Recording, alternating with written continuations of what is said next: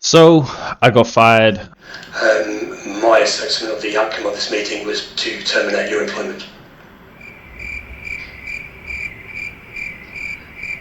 Okay, so with that news, we have decided to terminate your employment. You are still within your probation period, so you're entitled to 1 week's notice. I kind of saw this coming. There wasn't really much I could do about it. I couldn't work harder. I was literally doing like two people's job, and that's on top of my own like work. I don't want to get too much into it right now. I'm still trying to figure out like what I can and cannot do. I do have like a lot of evidence. I do want to eventually post it all. Man, like they do need to get like some kind of repercussion, like fame and shame.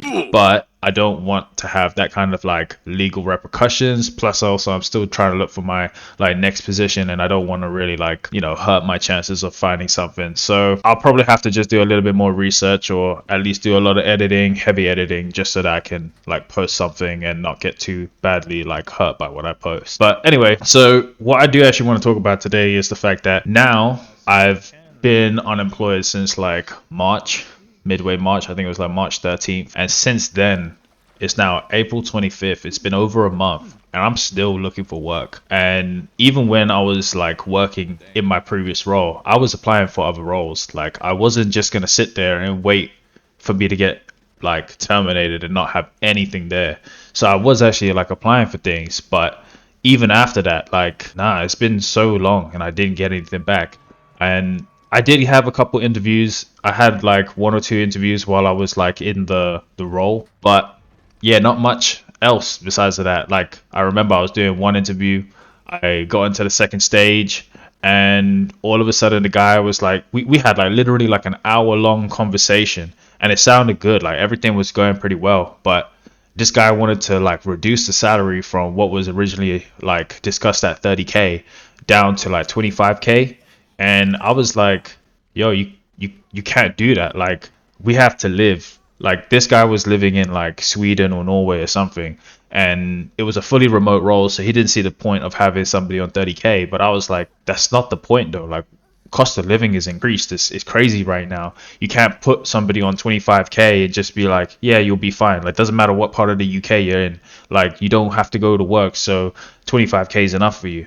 Like that's not how it works. I just said to him like, yeah, we need to have 30K. Like I can't be on less than 30K because of my current like expenses, and that cost me the job.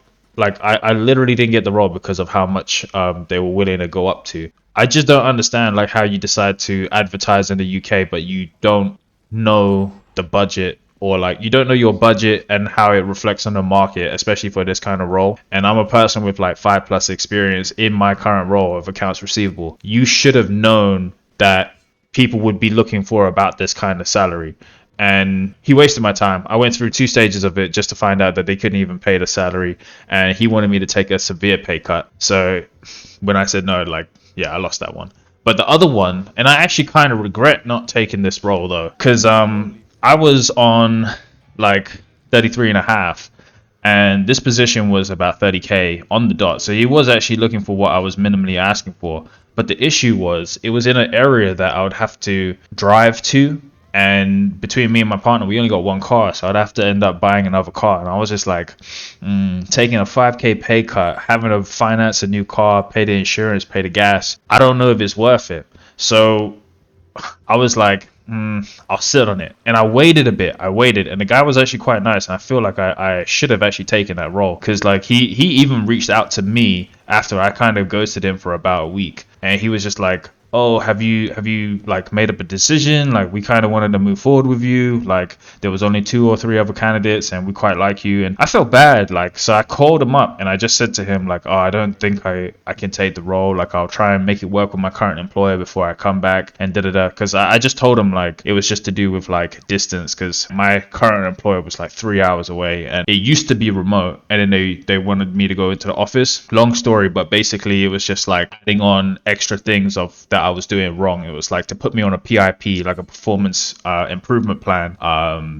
Oh, you're never in the office, and that wasn't originally what was agreed to when I first joined the role. So yeah, anyway, that was my excuse to that guy, and I just feel like I kind of let that one slip. I should have just taken it. I knew that it was going downhill with these people, but in my mind I was like, I can find something better.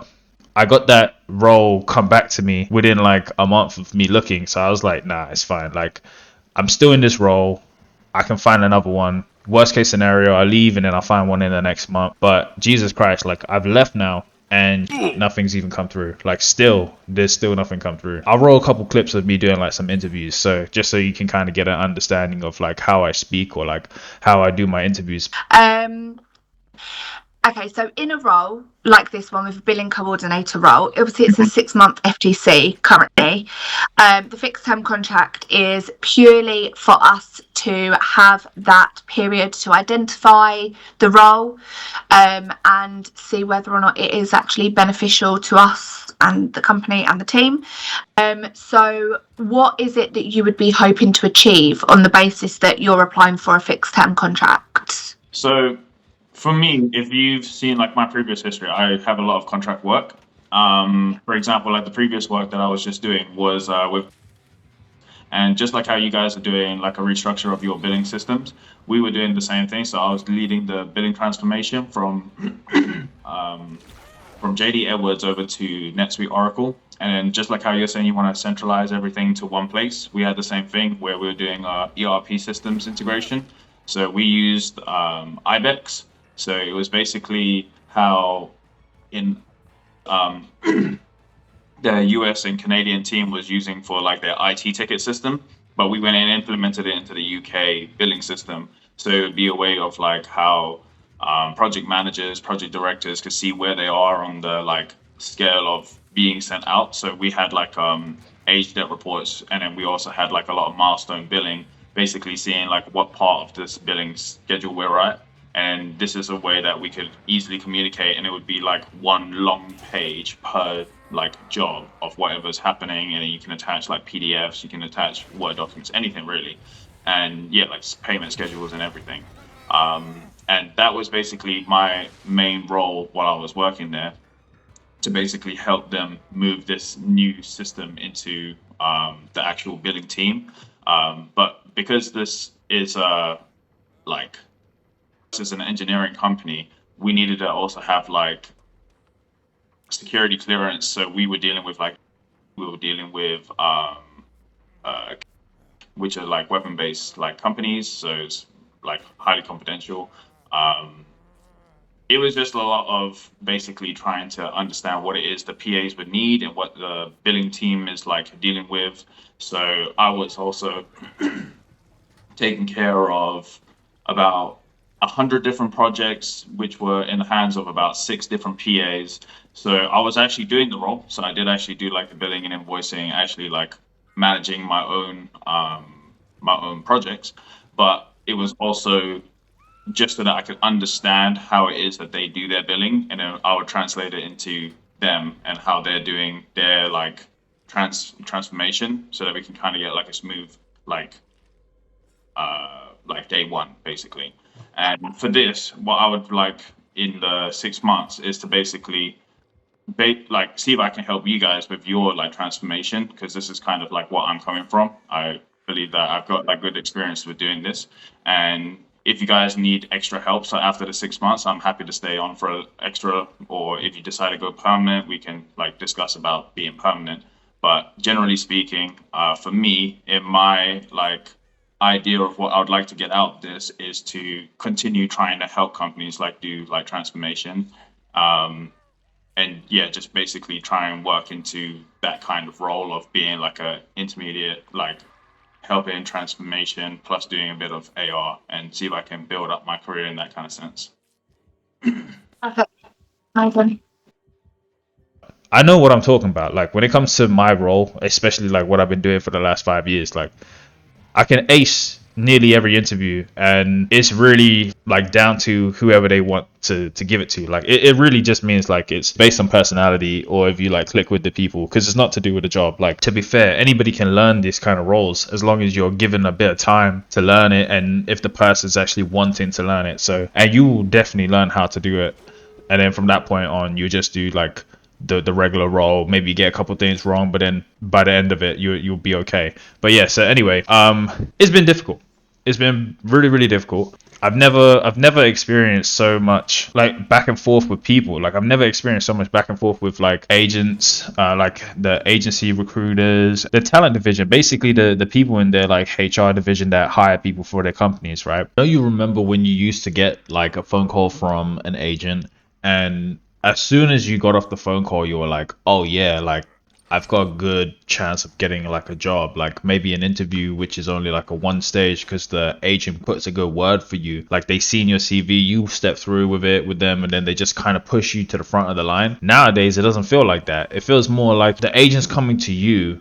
You say, yeah, you walk through with them, and then they basically just say like, okay, well, I'll let the hiring manager decide if they want to see you. Like, why is it the agents are no longer pushing your CV up to the hiring manager, as in like, see this guy now, like this guy, I just spoke to him, we had a video call, we walked through the CV, we spoke about the role, basically we've done the job for you. Like, isn't that what the agents are supposed to do? They're supposed to basically vet you so that they're giving the employer the best possible candidate. But then it feels like now it's like, oh yeah, so we've just wasted your time, I'll add it to the pile of CVs and the hiring manager will get back to you. Like, that's all I've been getting, especially with the like talent acquisition people from the actual companies. It's like they come to me on LinkedIn and then they'll be like, oh yeah, so you want it? Like, do you have anything else going on? Would you be able to start ASAP? And I'll be like, yeah, sure. And then I ask them a simple question of like, okay, cool, ASAP, when is that gonna be? And a lot of the time they come back to me and they say, well, interviews will be held next week and it will go on for 2 weeks, and then after the 2 weeks are done, they'll need time to think about it. So you want me to be ASAP ready, basically quit a job or basically be walking out of a job right now, but you're not even prepared to hire me for like another 3 to 4 weeks. So I'm meant to sit here with no income for a whole month while you guys tell me like, yeah, you need to be ready in case we decide to move forward quicker. Bullshit. No way. Like, I don't understand what's happened. I've had jobs, been successful in the interviews and everything, where it would literally be like, I spoke to an agent which put in a really, really good word for me. I then had an interview on the same day for them to be like, yeah, okay, like, when are you free? And then I'll be like, now, like, you guys said you wanted me ASAP. And it'll be like, okay, cool, next week, come in, we'll do your induction. Like, I used to go into jobs that quick, and that's why I didn't really mind doing like contract roles. I didn't mind having like quick switches in my roles because that was how quick it was. It's not like that no more. There's like so much like waiting time, so much time wasted. I don't know what's happening no more. I don't know what it is, but like my role used to be market average of anywhere from 30. I think it was like, if you're outside of London, it was like 27. But then inside London, the average was 32,000 all the way up to 50k. And that's if you're like a legal, like, you know, working with lawyers and stuff. So the lawyers and stuff really brought up our salary. But people that work for like private companies or like the council, for example, like government, their average salary was probably around that like 32,000 to 35, right? That 37 if you're like senior or whatever, right? That was an average. Back when I was first looking for a job back in 2022, and that was the average. Now the average is like 30k, and I don't understand if that's because of like AI automating things, or maybe it's just like too many people are applying for these kind of roles and they kind of want the same thing as me, where it's a little bit more flexibility. We sacrifice a bit of pay for flexibility, but like it's getting really, really difficult to get a good salary in this role. It's really unfair that as time goes on and the cost of living goes up, we're going to eventually have like more and more bills to pay as well. And not to mention, if you go back to the previous video, like you'll see, like I just bought my house as well. And this just happened like literally less than 6 months later of me buying my house. I'm already fired. And my God, like I really, really want to put them on blast. Like everything that they did to me, I do really want to put them on blast. Like it's a few people. It's a few people in this like company. Like I'm not saying that the company's bad. I'm not trying to like badmouth a company, but it's unfortunate that these people work for them. Because honestly, right, I've never been this discriminated in my life. Like I've never had this kind of discrimination in my life. I have been, it's going to sound crazy, it's going to sound wild, right? But I've literally been assaulted at work, right?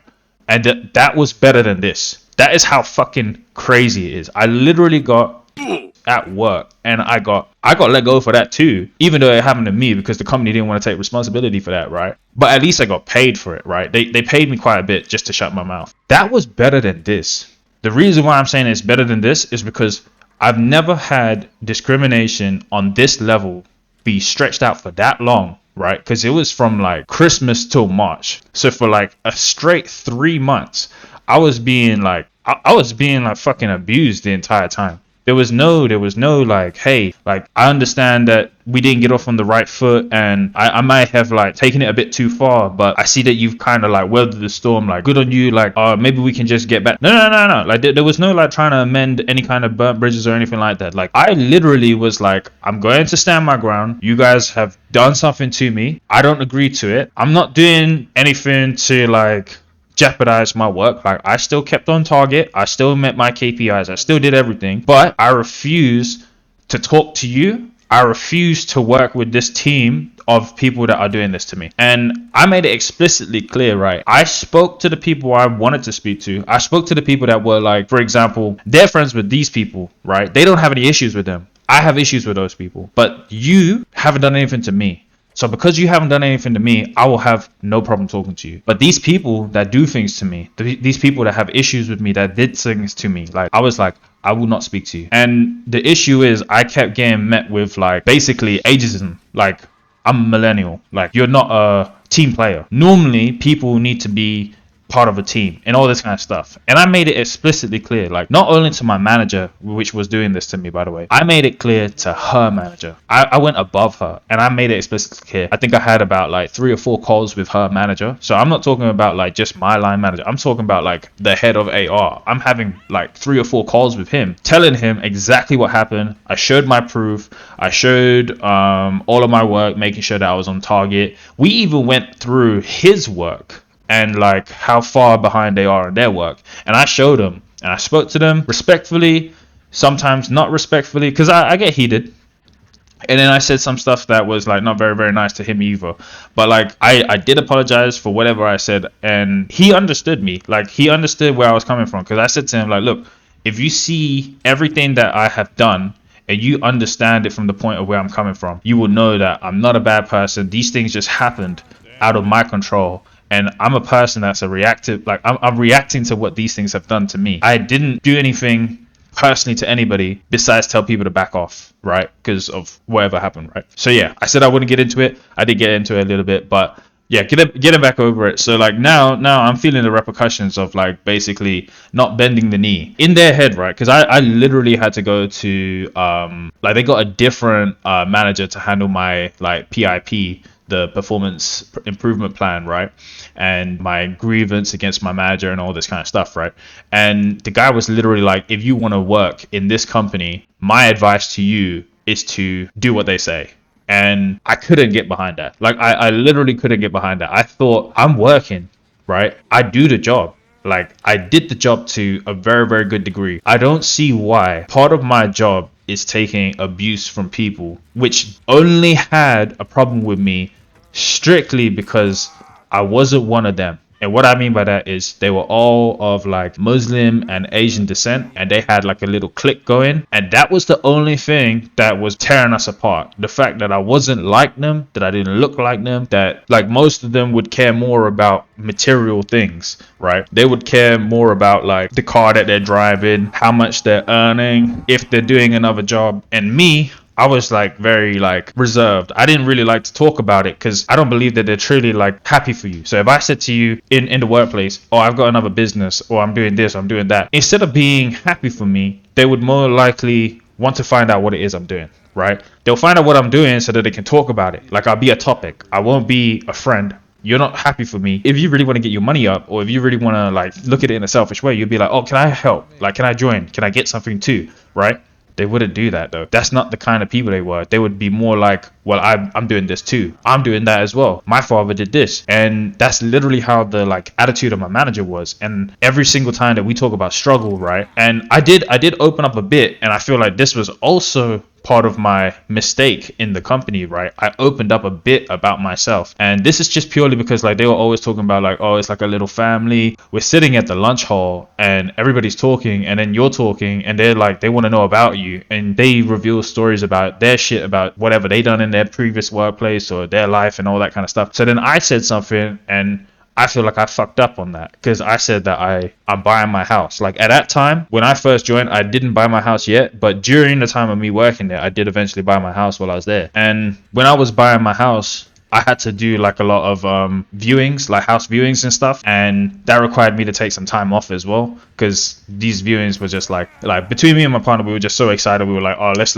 nail out a couple of them in these kind of like days, like in this week. Let's try and get a few of them done. So I take some days off, and we'll go view it, and then we'll go talk to our lawyer, and then we'll talk to our like the housing agent. You know, like we're doing all the stuff to buy a house, and I feel like that's understandable. Like I need to take some time off sometimes to do these things, make sure we're actually like checking what we need to know, getting involved with like all these kind of stuff and not just leaving it in the lawyer's hands, right? So I was taking some time off to do these kind of things, right? But I don't feel like I had to explain it. But because you're away for so long, or like even if you go for a day, right, when you come back, they always ask, where you been? What are you doing?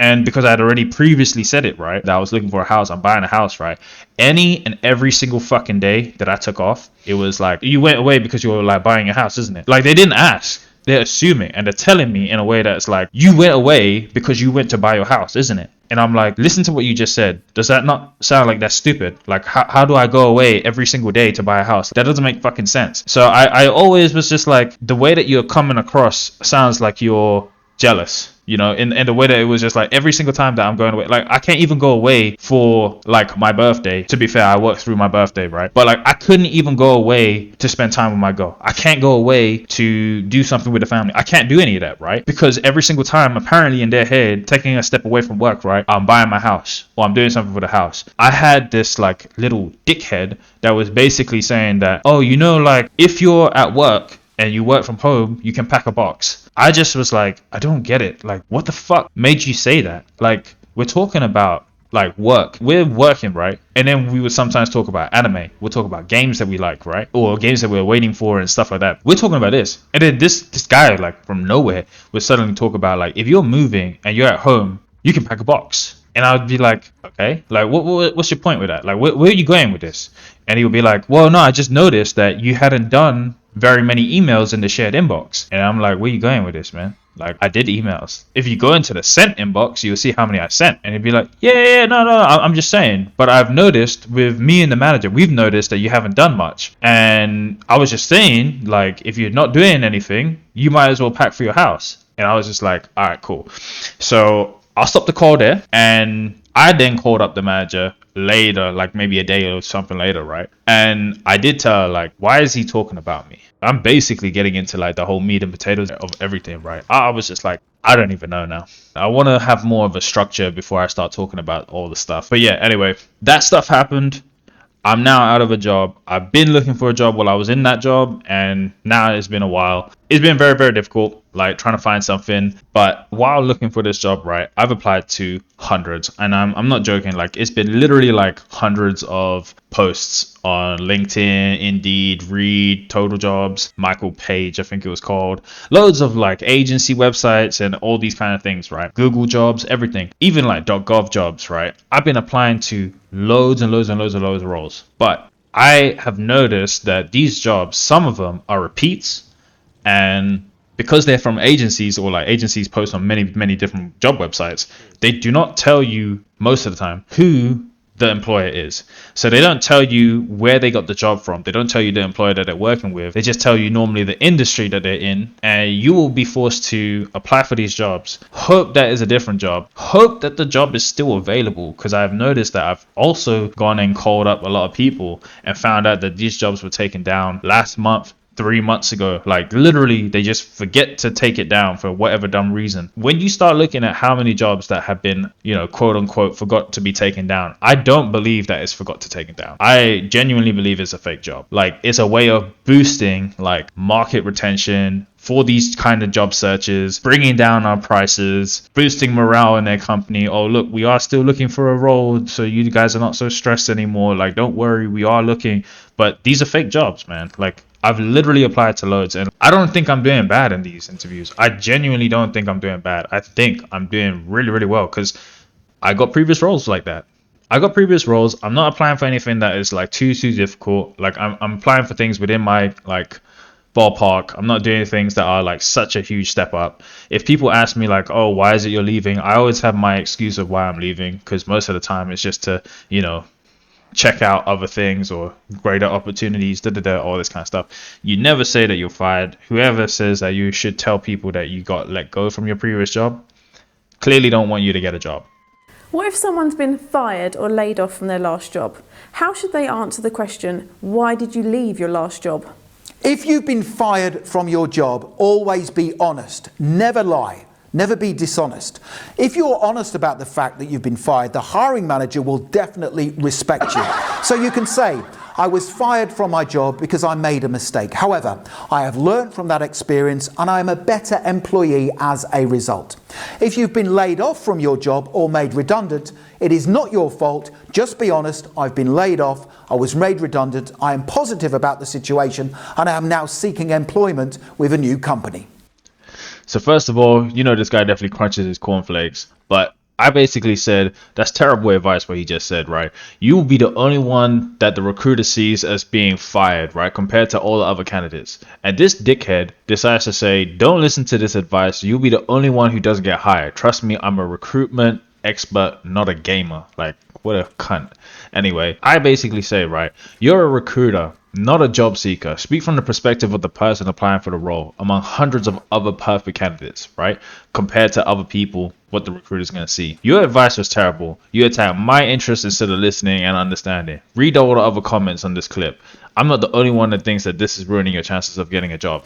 And check it out. Like, look at all of the other people that say basically the same thing, right? From personal experience, no, this is not how you get another job. And what's this dickhead say? What makes you say that? Dude, like, what did you mean? Like, telling your next job that you will fire from your last job doesn't always work. Your chances of getting hired are very, very low. Like, even this dude says, as he's already mentioned, like, personal experience, like, get in touch with the real world. Not only him, it's like every single person. For real, my dad was a manager, said that nobody ever says that they got fired. They generally say they found a better suited role because of the schedule. Yeah. So yeah, like, I don't think any one of these people agree with what he just said. Don't let yourself get fired. Resign before it hits the ceiling. You can avoid this question. I don't think you even need to do that. You just don't say that you got fired. I have a huge doubt of this. People really do have biases. If you are honest and said that you made a mistake, the first thing HR in mind is, yeah, he's going to do it again. Basically, yeah, what makes you say that? Well, fucking idiot, man. I don't know if this is him actually, like, typing this, but it's been replied on so many things. Like, informative. Thank you, I bet. I hope it helps. What the fuck it helps? How the fuck would that help? You're not going to get a job, man. Extremely helpful. Love your videos. Dude, let's see this. Are you even a real person? Nope. 1 subscriber. That's like the worst advice I've ever heard anybody say. You need to be better on your toes. You need to think better. Like, you do not tell people like, oh yeah, by the way, I'm applying for this job because I lost my previous job. Nah, man. Who the fuck would care? Like, who the fuck would hire you? You lost your previous job. Why would I want you? That other job didn't want you. Why the fuck would I want you? Don't ever say that. You need to think a little bit better on your toes. But yeah, anyway, while all of this is happening, maybe there'll be like some kind of silver lining. Maybe something's coming back to me soon. I don't know. Like, I did get a couple interviews in the last week, and they all have like the interview days until like May, and we're like in April 25th right now. So it's crazy. Like, I'm waiting and waiting, right? And while I'm waiting, what's my reward? Job seekers allowance. That's my reward, like fucking job seekers allowance. And I stupidly didn't apply for JSA as soon as I lost my job. And this is just a tip for anybody that loses their job. Apply for JSA immediately. Do not wait. I waited 2 weeks and I just got the letter in the mail, and it says that they will not backdate my payment to the date that I got fired. It was stupid because on the .gov website it says, when would you like to backdate the thing? And when you do that, it says you can backdate it as long as you need to and provide the evidence of why you needed to. And my evidence was I was going through interviews, I was still applying for roles, and I believed that I was going to get something. I was literally in interviews and doing everything that I could to try and find a job so I wouldn't have to claim JSA. I waited 2 weeks to try and give me like a bit of a grace period of applying for jobs, like, you know, full time, going for jobs, applying, changing my CVs, all kinds of updates, making multiple versions of my CVs, and then applying for things, doing all kinds of interviews, right? That wasn't a good enough reason. JSA saw that as that wasn't a good enough reason to at least put your application through. So a tip for anybody that just got fired, put your application through as soon as you're fired. Like the day that you know that you're no longer working, that day after, put your application through. It takes you only like 5 minutes. I should have done it because I lost out on 2 sets of 94 pounds. Like I should have done it. But yeah, that's all I get. There is no universal credit because I live in a household with more than one earner and we're way above the threshold. So for myself, like that's all I can claim for, just one person, and my one person's benefit is 94 pound a week. Pathetic. But yeah, so I don't know, like I have no plan B. My only option is to basically keep applying for roles, jump through all the hoops that they put me through, get dicked by every fucking round of interviews, and get ghosted or rejected for unknown reasons. Like literally I have no other option, is to basically just do what they say. And I've literally come to this like point where I'm regretting just not taking that fucking 25k remote role. But then at the same time, I'm like, but this dickhead still wanted me to go into London every single week, every single month. Like he was still trying to figure out like how often I need to get into London. And so I was just like, how remote is this role that I'm getting paid only 25k to do if you want me to go into London? Like I'm losing all my money. You know, that day that I get paid like that fucking like 89 pounds or whatever that day, I'm losing like half of it just getting into London because I don't live in London. So I was like, am I happy like that? If you look at it in just the sense that it's more than 94 pounds, I'm happy. If you look at it in the sense of like, well, now in this role, I would have to do something about it. Like I would have to do my education. I would have to get my ACCA, whatever. So I'm now paying for a course, a book, membership while on this lower reduced salary when I was already feeling tight before. And I'm going to be like, yay, like let's do this. Like I can do it. Like, no, I don't perform in a way that industries want you to perform, whereas like they push down on your neck, they keep pushing down on your neck, and they want you to strive for better. Like because you have all the pressure on you, you're basically meant to strive for more. I get that in a sense of like, I don't want to live how I was before, so I will do better, but I'm not going to be able to do better and afford all this shit, right? If you literally take away all the cash that comes with it. Doing well is one thing, but like having no money to even try and do well is another thing. And that's the realization that I came to. So now I'm suffering because I don't have anything, but at the same time, I'm like, what else could I have done? Like, yeah.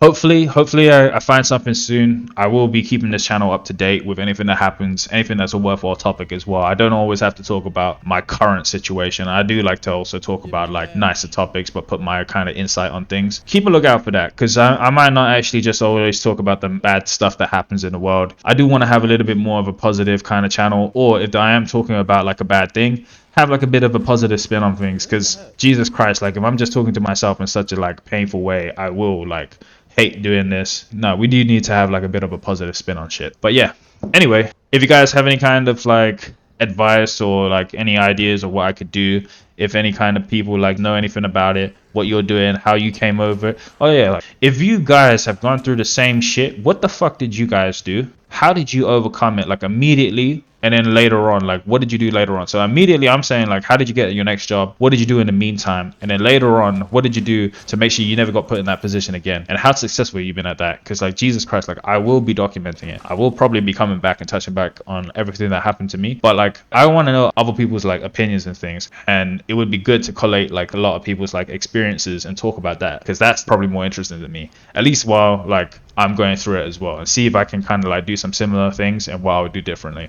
Thanks for watching. If you got this far, like, subscribe, and check out my old video. It's pretty shit right now because it was my first video. I am not very comfortable talking in front of people. So if you like this kind of content, please let me know in the comments below. See ya.